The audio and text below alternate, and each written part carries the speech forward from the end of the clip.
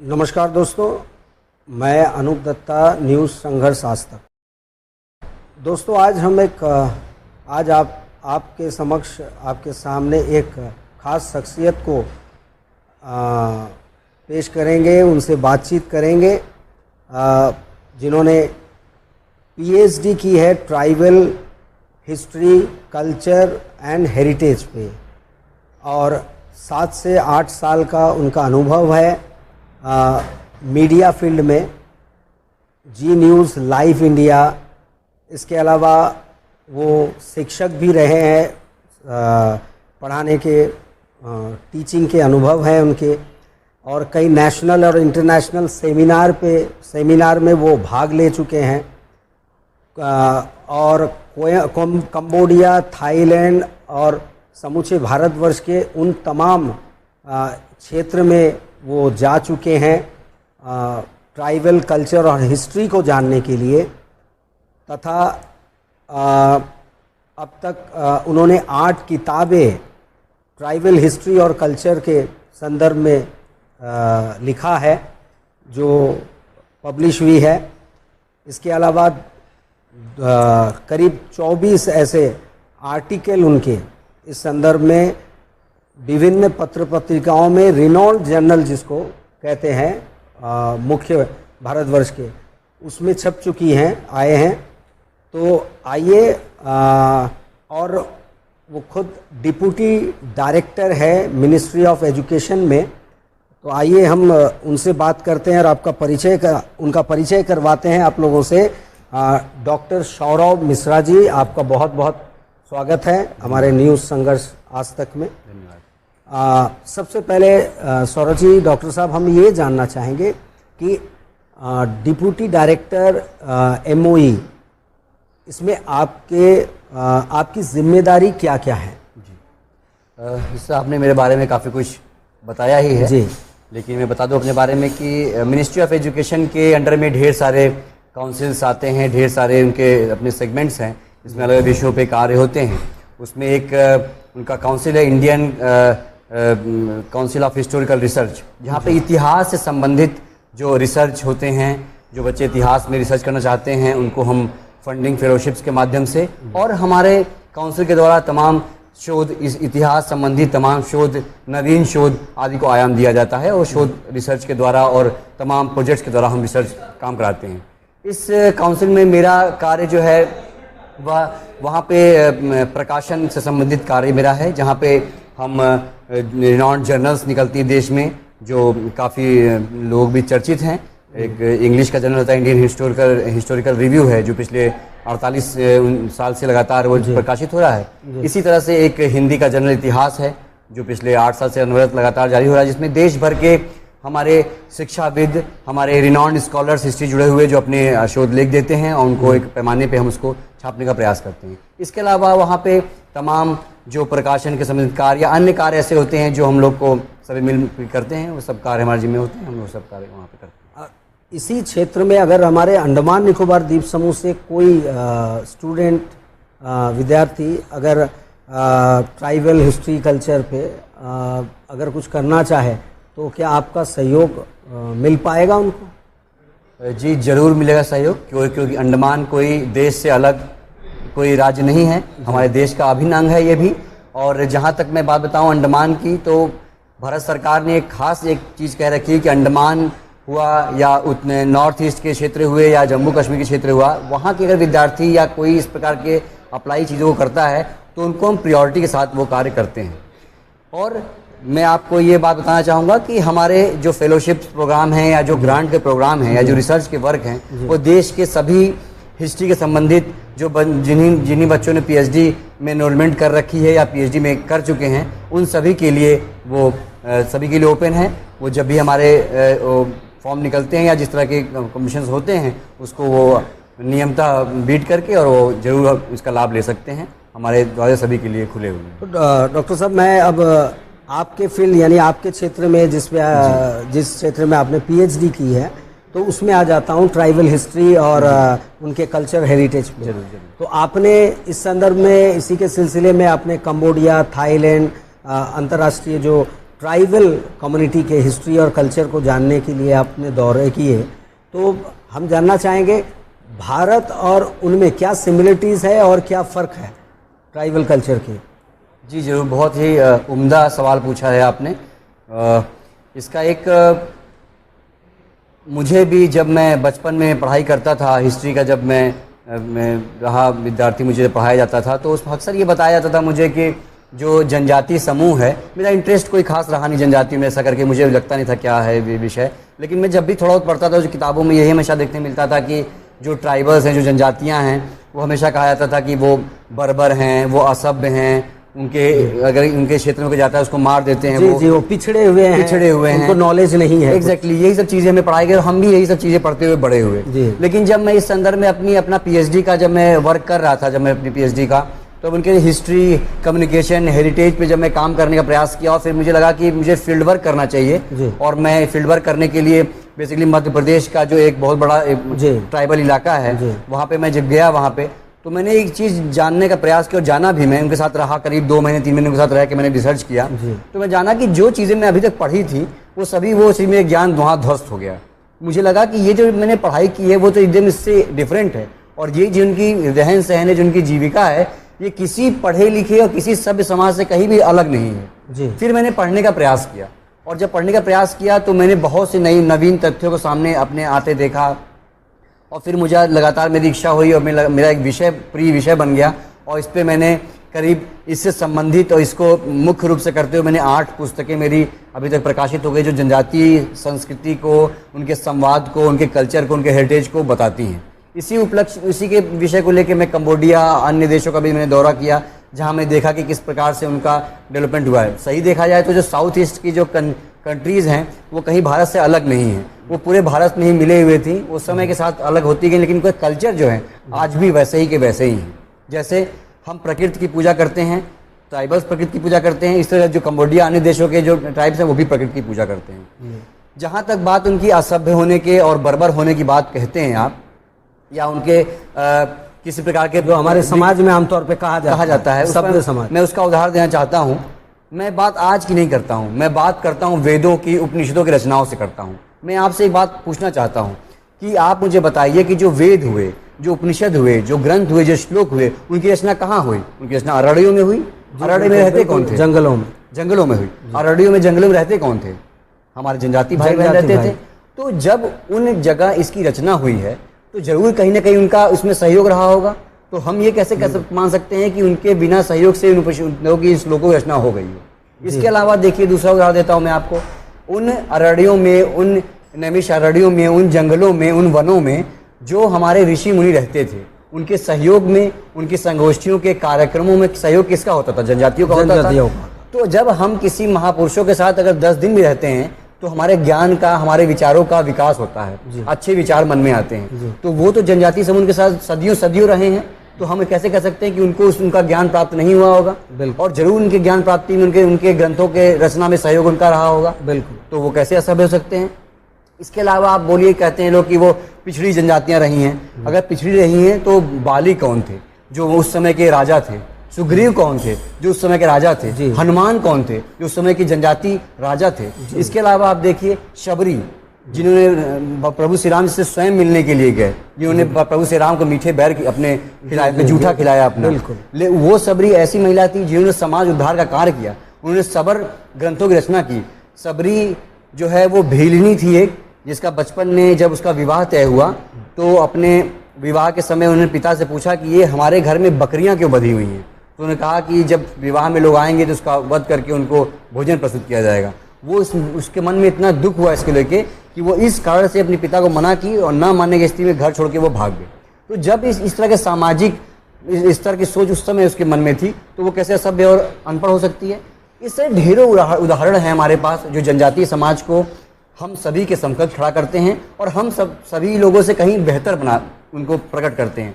बात इतनी सी है कि इतिहास को किन कारणों से इन विषयों को दबाने का प्रयास किया गया है, हम इसको नहीं समझ पाते हैं। जबकि सही बारे में बात करें तो हमारे पूर्वज वही हैं जिन्होंने हमारे जंगलों को बचा के रखा, हमारे अरण्यों को बचा के रखा, हमारे पशु पक्षियों को बचा के रखा, हमारे देवी देवताओं को बचा के रखा, वही हैं। इतना ही नहीं, उदाहरण के रूप में आज भी बात करें अगर, तो हम बात करते हैं 1857 की क्रांति की, जो मेरठ से शुरू होती है, उसको प्रथम क्रांति बोलते हैं जी।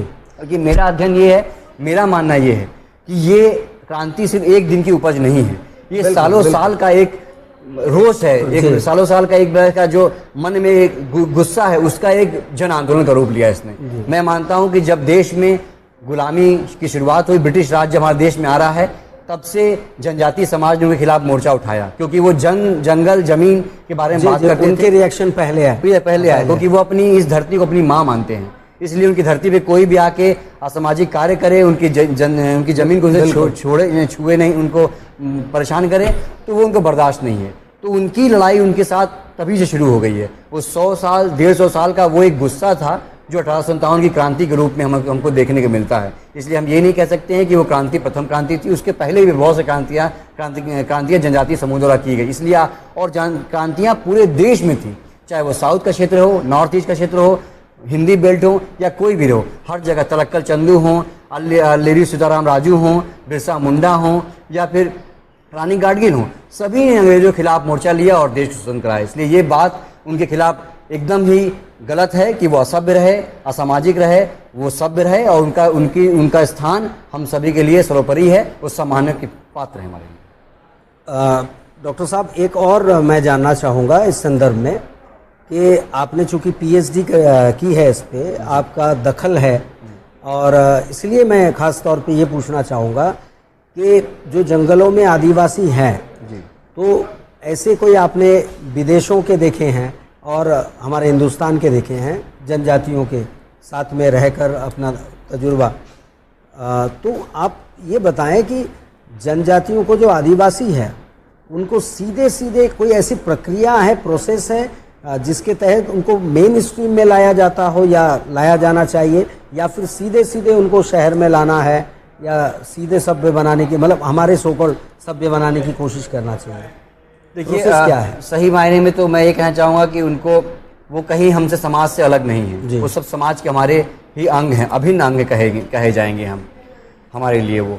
क्योंकि बात यह है कि वह जिस क्षेत्र में रह गए उनको उस क्षेत्र से लगाव है, शायद यही लगाव उनका है जो उन्होंने हमारी प्रकृति की रक्षा कर रखी है। वो प्रकृति को अपना देवता मानते हैं, उनकी उपासना करते हैं। मैं छोटा उदाहरण बताता हूँ कि मध्य प्रदेश में एक बैगा जनजाति है, एक जनजाति है जिसको विलुप्त प्राय जनजाति की श्रेणी में भी रखा गया है।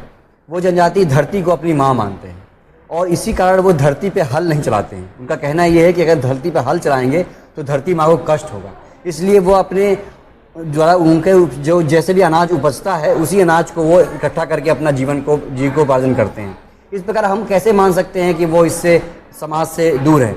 बशर्ते बस इतनी सी बात है कि वो जिस स्थान पे रहते हैं उसी स्थान से लगाव है, उसी स्थान को बहुत प्यार है। मेरा कहना यह है कि जहाँ तक बात उनको समाज से जोड़ने की बात है तो इसका प्रयास तो सरकारों को, प्रशासनों को करना चाहिए कि उनको शहर में लाने की अपेक्षा उनके ही स्थानों पर इनको विकसित करने का उनका कोई उपाय करना चाहिए। जैसे कि उनकी जो लोक संस्कृति है, उनकी जो लोक परंपराएं हैं, उनकी जो लोक व्यवहार हैं, उनकी लोक संगीत हैं, लोक नाट्य हैं, उनको डेवलप करना चाहिए। उनको इस प्रकार डेवलप करना चाहिए कि वो उनके जीविकोपार्जन का साधन बने।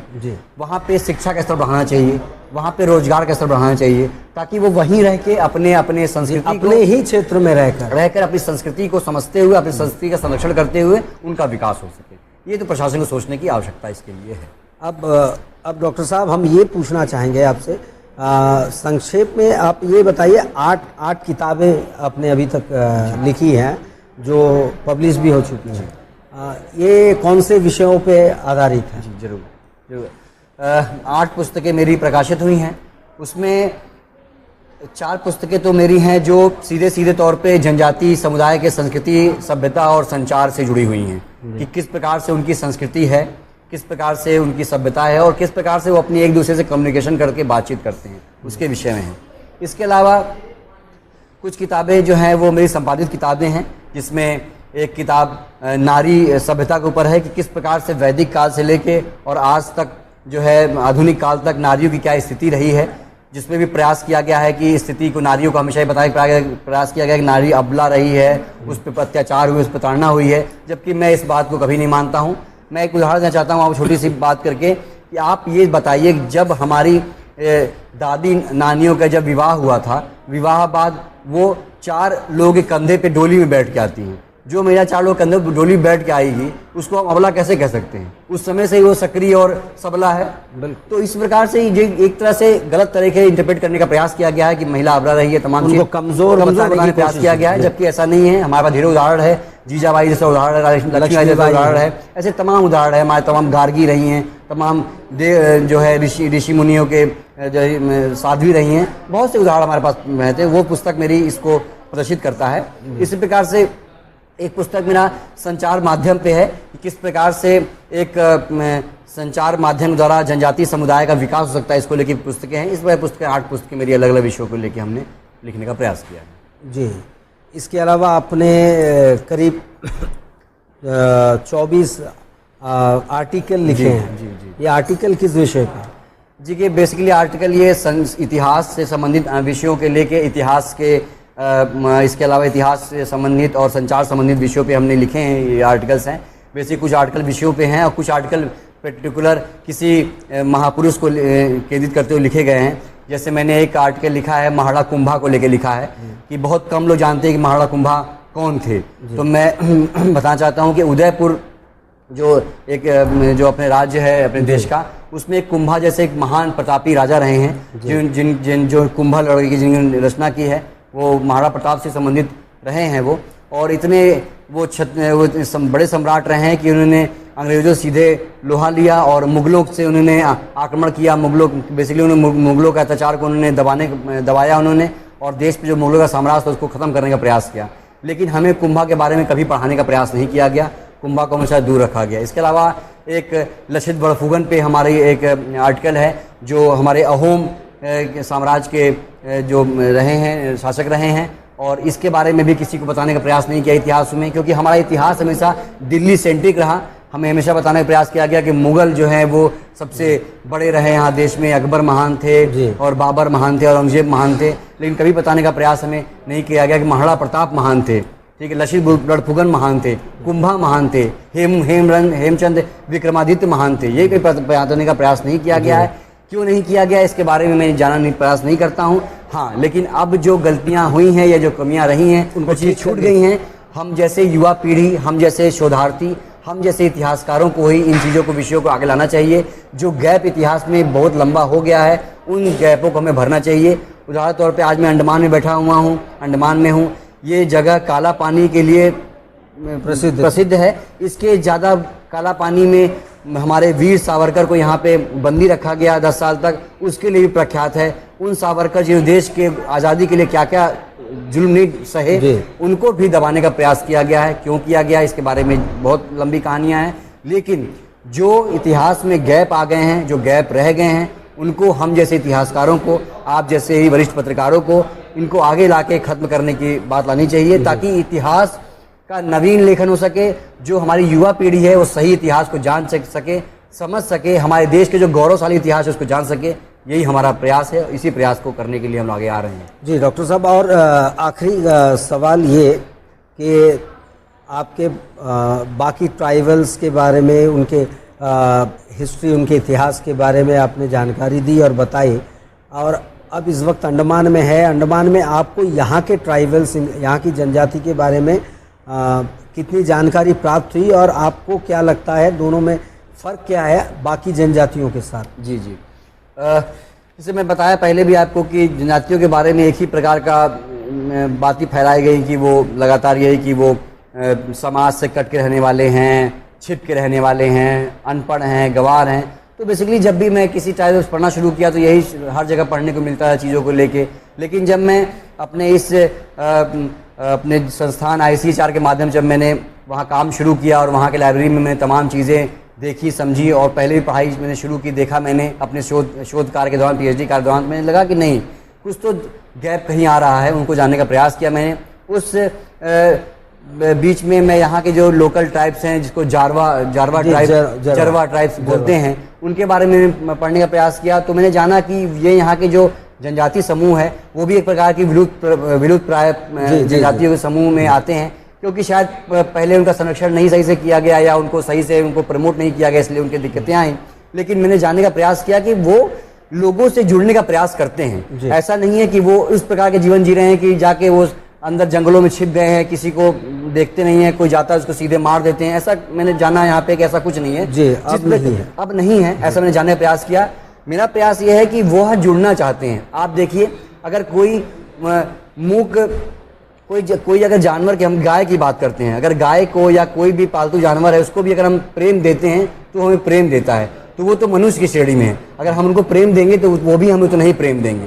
तो मेरा कहना ये है कि हम सभी को इस जो मेंटालिटी सेटअप हो गई है कि वो मार देते हैं, काट देते हैं लोगों को पसंद नहीं करते हैं, उससे हमें बाहर निकलने की आवश्यकता है। हमें सही इतिहास को पढ़ने की आवश्यकता है। हम युवाओं को बाहर आना चाहिए, सही इतिहास को लोगों तक लाना चाहिए।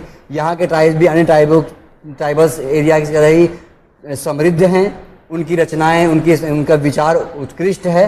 वो भी समाज में लोगों से जुड़ना चाहते हैं, अपने आप को बताना चाहते हैं। हाँ, उनके साथ एक चीज़ों की थोड़ी बाध्यता है कि वह उनकी जो संस्कृति है उसको छोड़े बिना, उसको त्यागे बिना वो अपना विकास करना चाहते हैं, जो कहीं ना कहीं सही भी है, क्योंकि शायद उनका ही एक विचार है, उनका ही एक प्रताप है कि हमारे जंगल और जमीन और संस्कृति जो बची हुई है, सुरक्षित है। तो मैं चाहता हूं कि सरकारें भी ये प्रयास करें कि वो किस प्रकार से अपने संस्कृति को, अपनी परंपराओं को, अपनी रीतियों को, अपनी पूजा पद्धतियों को संरक्षित करते हुए हमारे सभ्य समाज से जुड़ें, हमारे समाज से जुड़ें और अपना विकास कर सकें। बिल्कुल बिल्कुल डॉक्टर साहब, आपके तमाम बातों से मैं सहमत हूँ और बहुत बहुत आपका धन्यवाद। जैसे कि आपने डॉक्टर सौरभ मिश्रा जी को सुना, जो डिप्टी डायरेक्टर है minister of education new Delhi. तो तमाम बातें इनके तजुर्बे की, इनके फील्ड की, इन्होंने पीएचडी जिस क्षेत्र में की है ट्राइबल हिस्ट्री के ऊपर, तो इन्होंने अपने अनुभव शेयर किए और मुझे लगता है कि काफ़ी जानकारियाँ ट्राइबल से जुड़ी हुई, हमारे जनजातियों से, आदिवासियों से जुड़ी हुई और तमाम हिस्टोरिकल जो ऐतिहासिक कुछ बातें इन्होंने कही कि नारी कभी भी कमज़ोर नहीं थी, अबला नहीं थी।